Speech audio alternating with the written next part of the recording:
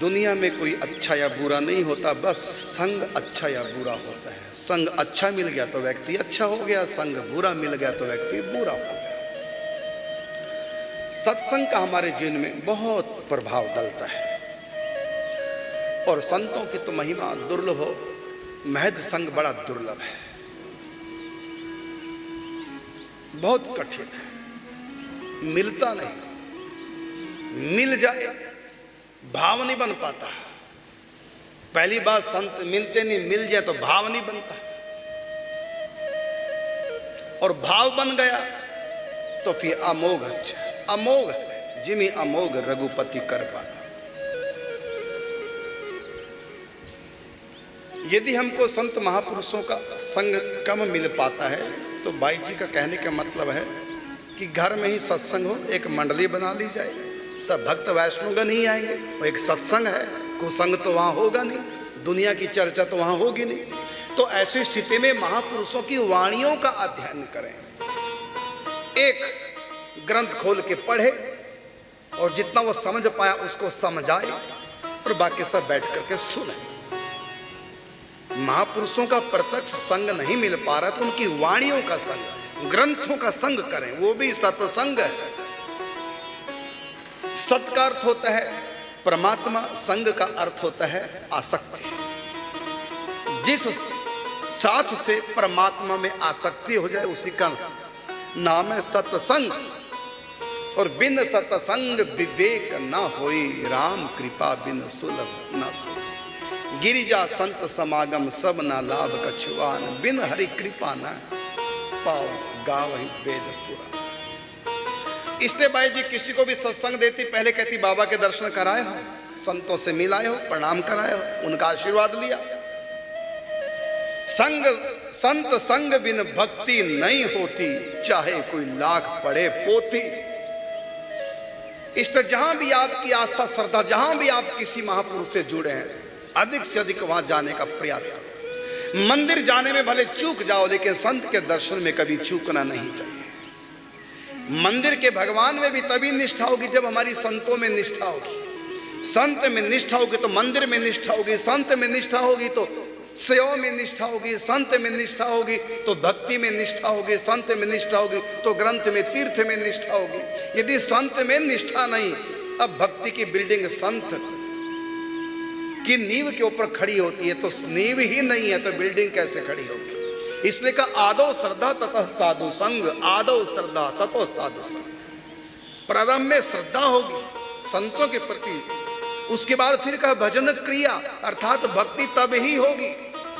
बिना संतों के डायरेक्ट कोई भक्ति करे तो ऐसे तो रावण भी करता है, और बिना संतों के भक्ति करता, संतों को नहीं मानता लेकिन भक्ति बराबर कर रहा है रावण। ये तो रावण की नीति है। बिना संतों के भक्ति कर रहा था इंद्रदुम्न राजा, अगले जन्म में हाथी बनना पड़ा। लेकिन भक्ति तो निष्फल नहीं जाएगी, तो हाथी का जब पांव मगरमच्छ ने पकड़ा तो पूर्व जन्म की भक्ति जिसका वो पाठ करता स्तोत्र का, वो याद आ गया उसके पूर्व जन्म का, क्योंकि भक्ति कभी खंडित नहीं होती। और भगवान आए, मगरमच्छ का गला काटकर बचा लिया हाथी, लेकिन बिना संतों के भक्ति करता था, संतों को मानता नहीं था, प्रणाम तक नहीं करता था, और श्रापवश अगले जन्म में हाथी बनना पड़ा। संतों की बहुत महिमा, इसलिए संतों के पास जाना चाहिए। लेकिन ये दुख की बात है, जब संत होते हैं तब उनमें श्रद्धा नहीं होती, जब उनकी समाधियां बन जाती हैं तब खूब जाएंगे। समाधियों पे श्रद्धा है, जीते जी संतों पे श्रद्धा नहीं। ये कलयुग है। इसलिए महापुरुषों के पास प्रत्यक्ष में जाओ समाधियों पे अच्छी बात है, लेकिन प्रत्यक्ष में देहदारी संत उनके पास जाओ, अपनी समस्या रखो, उनके सत्संग कथाएं सुनो, उनकी सेवा करो। संत महापुरुषों बार बार उनके सामने जाते रहो, बार बार जाते रहो, चाहे वो मौनी है, मौन लिए हैं, कुछ बोलते नहीं, लेकिन तब भी जाते रहो। कहते महाराज सत्संग तो होता नहीं, बोलते तो है नहीं, मौनी जी हैं। अरे तब भी जाओ, भले मौनी जी वो आंखों से सत्संग कर देंगे, उनका मौन ही तुम्हारे लिए सत्संग का काम करेगा, उनका तप त्याग तुम्हारे लिए सत्संग का काम करेगा। ये कहते महाराज वहां क्या करेंगे जाके, तो अंदर कुटिया में बैठे रहते, बाहर आते नहीं, दर्शन तक नहीं होते, फिर भी जाओ, उनको सब खबर है, अंतर जगत सब ध्यान रख रहे हैं कौन कितना संतों में श्रद्धावान है। फिर भी जाओ, समाधियों पे भी तो जाते हैं, समाधियों पे दर्शन हो रहे हैं कि संत के? समाधियां बातें कर रही हैं क्या? वहां भी तो जाते हो कि नहीं? क्या फल नहीं मिलता? इसलिए प्रत्यक्ष में सत्संग करना चाहिए। तो बाई जी सत्संग पर बड़ा जोर देती थी, और संतों के अभाव में फिर उनकी वाणियों का संग करें, एक पढ़े बाकी सब सुने। और जैसे कि मैंने कल बताया था, हमारे एकादश गुरु हैं, अब कल से हमारे द्वादश गुरु हो गए। पूज्य बाई जी भी चरणों में नतमस्तक होकर प्रणाम करता हूँ। इनसे भी बहुत कुछ सीखा, क्योंकि जो जो मैंने संतों से लिया, बांटना मेरा स्वभाव, ऐसा स्वभाव है मेरे पास। अब हम भी लाचार हैं, जो भी महापुरुषों से मिलता है तो बांटने का स्वभाव है। तो इसलिए मैं कहूँगा, जहाँ जहाँ भी हमारी संगत की बात नहीं, सभी के लिए कहना चाहूँगा, सत्संग मंडलियाँ बनाओ, महिलाओं की अलग, पुरुषों की अलग। जो भी मुझको समय सुन रहे हैं, अपने अपने गांव, नगर, बस्ती में जहाँ भी हो, कीर्तन मंडलियाँ हो, आधा घंटा महामंत्र करें, आधा घंटा राधा नाम करें, नाच नाच से करें, गा गा के खूब मस्ती से, फिर थोड़ा सत्संग करें, थोड़ा एक भक्तमाल का चरित्र पढ़ के सुना दिया जाए, महापुरुषों की वाणियों को, कृपा कटाक्ष का पाठ करो, रुद्राक्ष का पाठ करो। इस प्रकार कम से कम 2 घंटा नहीं तो 1 घंटा तो कम से कम। देखिए वृंदावन में, उसमें यमुनानगर में 6-7 साल हो गए, शायद 8-10 साल ना हो गए, प्रति रविवार को सत्संग होता है। वहाँ मंडली हमने बना रखी है, राधा कृष्ण परिवार मंडली। पुरुषों की मंडली अलग, महिलाओं की अलग है। 5 साल हो गए बनाई मंडली को। 12, हाँ देखो 12, मेरा भी दिमाग कहाँ का है, 12 साल हो गए। जब पेपर मिल ग्राउंड में पहला सत्संग हुआ था बड़ा, तब की बात, 12 से भी शायद ज़्यादा ना हो गया। भाटिया जी बैठे, वो भी उस मंडली के मेंबर हैं। हाँ बिल्कुल, 13वां साल, हाँ बिल्कुल बिल्कुल।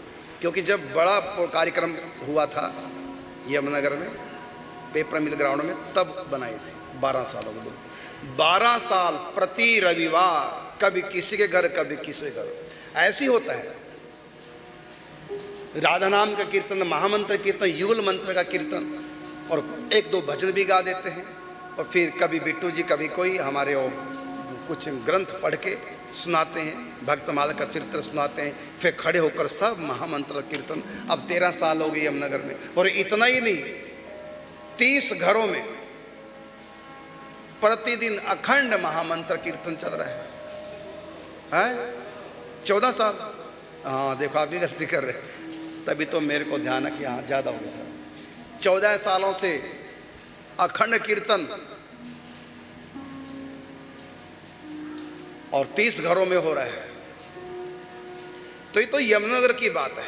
और नानक जी के यहाँ हर साल 1 महीना एक ही घर में पूरा महामंत्र, दिन रात संकीर्तन। और हर पूर्णिमा को भी नानक जी घर में अखंड कीर्तन होता है। और 14-15 साल पहले हमने अखंड जो जगाई थी, वो आज तक जग रही है, और कीर्तन नाम जब चलता रहा अखंड।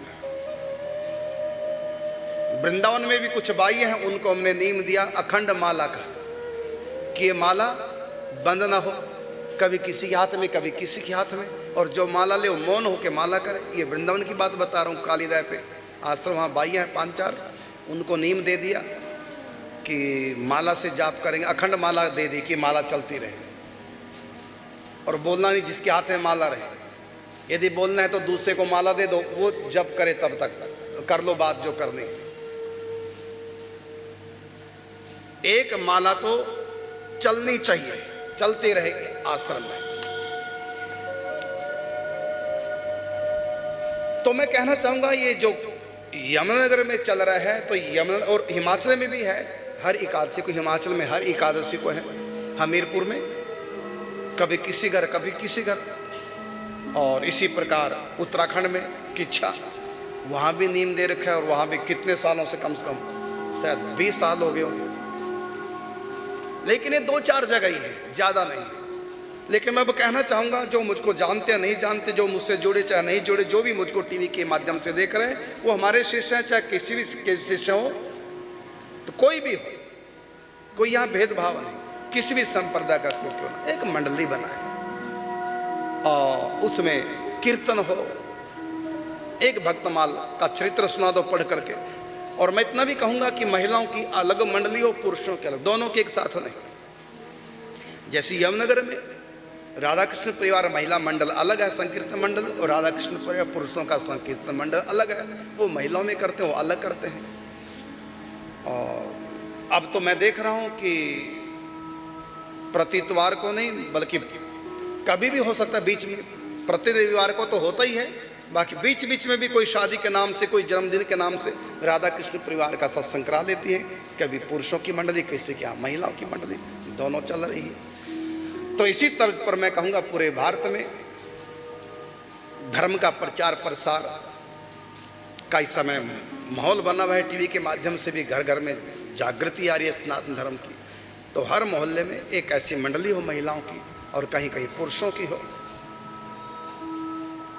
और प्रतिदिन कीर्तन या साप्ताहिकी या पाक्षिक एकादशी, या हर पूर्णिमा को मासिक हो तो हर पूर्णिमा को, पाक्षिक हो तो हर एकादशी को, और साप्ताहिक हो तो कोई भी दिन अनुकूल जो आपके पड़ते हो, 7 दिनों में एक दिन, तो सब जगह। और मैं ये भी कहना चाहूँगा कि जिन्होंने मंडलियाँ बना ली हैं, वो सूचना अवश्य हमको दें, जो हमको पता चले कि इतने लोग करने लगे हैं। हमारा भी उत्साह होगा, हमको भी बल मिलेगा कि लोग हमारी बात मान रहे हैं और मंडलियाँ बन रही हैं, कीर्तन प्रारंभ हो रहे हैं। तो इस प्रकार ये सब होना चाहिए। और मैं बाई जी से भी प्रार्थना करता हूँ कि आपसे ही प्रेरित होकर के हम विस्तार कर रहे हैं, आप भी कृपा बनाए रखें। पूज्य बाबा, पूज्य भाई जी, और हमारे जितने भी सदगुरुदेव भगवान हैं, और भगवान शिव मूल में सभी सदगुरुदेव भगवान के चरणों में प्रणाम करते हुए सबसे शक्ति की याचना करता हूँ, भक्ति की याचना करता हूँ कि जो जो भी संकीर्तन मंडली बनाकर पाक्षिक, चाहे वो साप्ताहिक चाहे मासिक, जो कीर्तन करते हैं, सत्संग कथा करते हैं, उन पर सब पर कृपा बनाए रखें। सबको अपनी भक्ति का दान दें, प्रभु चरणों में सबकी प्रीति हो।